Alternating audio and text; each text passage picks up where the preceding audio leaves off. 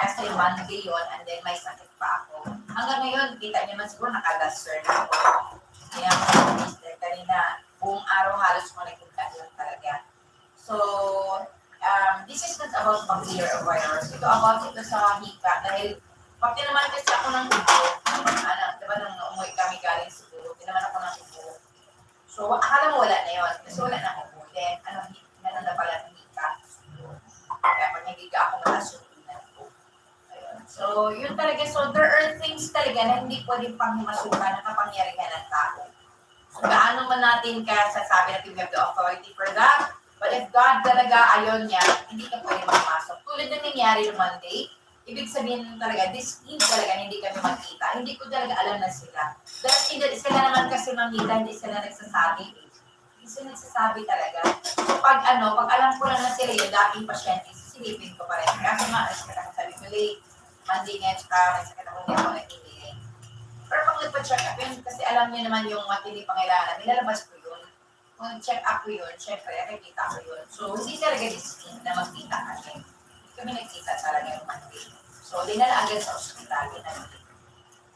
So, ibig sabihin, will nila father yun, hindi kayo magkita.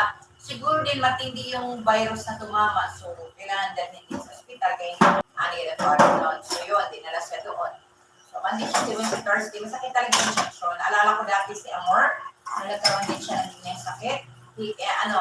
Patapangan na lang talaga ng loob. Yes, good evening, night. Nilabas ko siya sa ospital, kung nangyari. Sabi ng doktor, kung tagal ito yung oxygen daw, baka mamatay yung anak ko. Sabi ko, wala na akong pakialam kasi yun ang guidance ng taas na ilabas ko sa ospital. Kasi out of 20 children inside the room, unti-unti sila namatay, hanggang 3 na lang. Sabi ko, Father God, kung mamatay pa yung isa, tinuro ko yung isa, kung mamatay pa yung batang yan, lalabas kami. Namatay man. Yun, lumabas kami. Kasi naghanap ako ng mga signs talaga. So, yun, lumabas kami, and then, ang hirap ng pinagdaanan ko noon. Kasi nga, tinanggal yung injectable na antibiotic. Tinanggal yung lahat kay Amar dati. So, muntik mamatay si Amar talaga nun. Pero di na ako sa bahay. Dahil, ayoko kasing abisan din ba, tanggalan ng laman para makapasok yung result. Lahat na mag-gana. So, iyakan na lahat ng kala na namatay na si Amar na. Kaya nga sabi ko, pag will ni grandfather mabuhay ka. Pag will niya talaga, natapos na. So, ako naman, hindi naman ako dito makapagyan taga-dutungan. Taga-dutungan lang po ako. At nasa kanya pa rin po nga, ibigay niyo yung kinasal natin. Okay, siya pa rin yung may final say, hindi tayo. Diba? So, kaya Ma'am Emily, tapos na yung umiyak ako talaga ng gusto. Tapos na yun, sabi ko kanina nung tumawag siya. Deserve pa rin kita, pero hindi na ako nangako kung ano.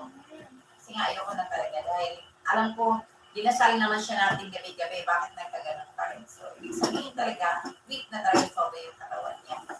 Alright, so yun, tandaan natin lahat, yun, hindi niya masyado na kasi minsan yung iba, parang ako na yung dito, ako na yung God, hindi oo, hindi akong God, kaya yun, linawin lang natin, nangihingi lang tayo ng prayer. Kung ibibigay niya, kasi katulad naman nangyari, maraming miracles dito, oo yun. Pero kung patuloy magkasakita, isang tao na niligtas na natin, ibig sabihin, alam niya na yun. Amen.